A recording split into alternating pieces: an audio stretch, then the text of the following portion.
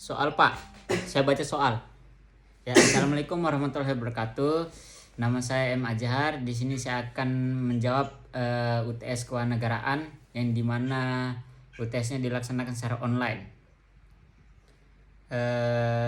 Ya, di sini dosen pembimbingnya M. Sofyan Asori, yaitu Bapak sendiri. Saya dari Fakultas Teknik dan Desain, yaitu saya program S1 Teknik Informatika. Di sini saya akan baca soal nomor 1. Jelaskan asal mula terbentuknya negara Indonesia sehingga terbentuknya identitas negara Indonesia. Maaf Pak, sebelumnya saya perkenalkan, nama saya M. Ajhar, NIM saya 2010-2004. Itu NIM saya Pak. Saya akan bacakan ulang soalnya. Jelaskan asal usul mula terbentuknya negara Indonesia sehingga terbentuknya identitas negara Indonesia. Di sini saya akan menjelaskan sedikit Pak, tidak sejarah perkembangan budaya bangsa sebagai akar identitas nasional, yang dimana bangsa Indonesia terbentuk melalui suatu proses sejarah yang cukup panjang. Berdasarkan kenyataan subjektif tersebut, maka untuk memahami jati diri bangsa Indonesia serta identitas nasional Indonesia, maka tidak dapat dilepaskan dengan akar-akar budaya yang mendasari identitas nasional Indonesia. Kepribadian jati diri serta identitas nasional Indonesia yang berumus dalam bersifat Pancasila harus dilacak dan dipahami melalui sejarah terbentuknya bangsa Indonesia sejak zaman Kerajaan Kutai, Sriwijaya, Majapahit serta kerajaan lain sebelum menjajah bangsa Indonesia asing di Indonesia. Itu Pak, saya nomor 1-nya, dan saya akan baca soal nomor 2-nya. Di sini saya akan melanjutkan jawaban nomor 2. Sebutkan unsur-unsur identitas nasional Negara Kesatuan Republik Indonesia. Di sini Pak, nampaknya di sini jawaban nomor 2 sudah tertera di nomor 3, yang dimana jawabannya itu ialah identitas fundamental, identitas instrumental, dan identitas alamiah. Jawaban nomor 3, di mana soal itu yaitu ada 3 pembagian identitas nasional. Yang pertama, identitas fundamental. Identitas fundamental berarti identitas yang bersifat mendasar atau pokok. Dalam hal ini Indonesia memiliki identitas fundamental, yakni Pancasila sebagai dasar dan ideologi negara Indonesia. Pancasila menjadi pedoman serta dasar kehidupan masyarakat Indonesia. Tidak hanya itu, Pancasila juga menjadi pedoman dalam beretika dan sebagai pandangan hidup orang Indonesia. Nomor 2, identitas instrumental, yang dimana Indonesia memiliki identitas instrumental, yakni Undang-Undang Dasar 1945 sebagai konstitusi negara Indonesia, lagu Indonesia Raya sebagai lagu kebangsaan, bendera merah putih sebagai bendera merah putih sebagai Indonesia sebagai bahasa bendera merah putih sebagai lambang negara Indonesia. Apa sih ini?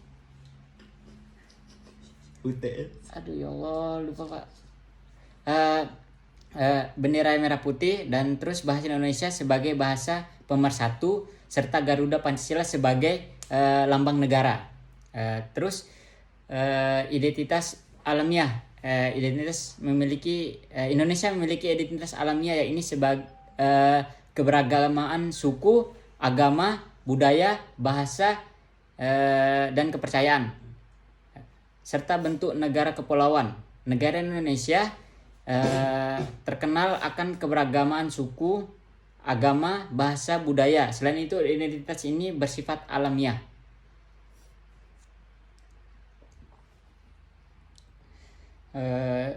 Soal nomor 4, yang dimana jelaskan apa faktor pendorong dan penghambat integrasi nasional. Di sini saya akan menjelaskan faktor pendorongnya dulu Pak, yang dimana 1, adanya persamaan sejarah.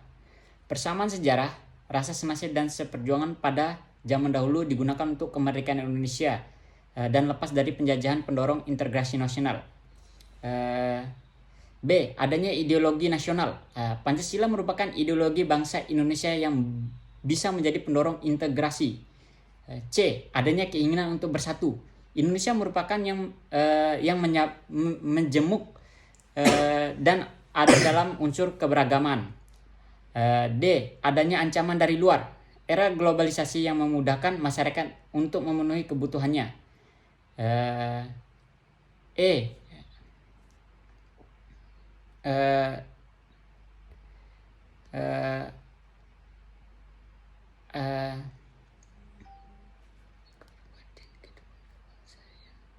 Terus langsung saja faktor penghambat integrasi nasional.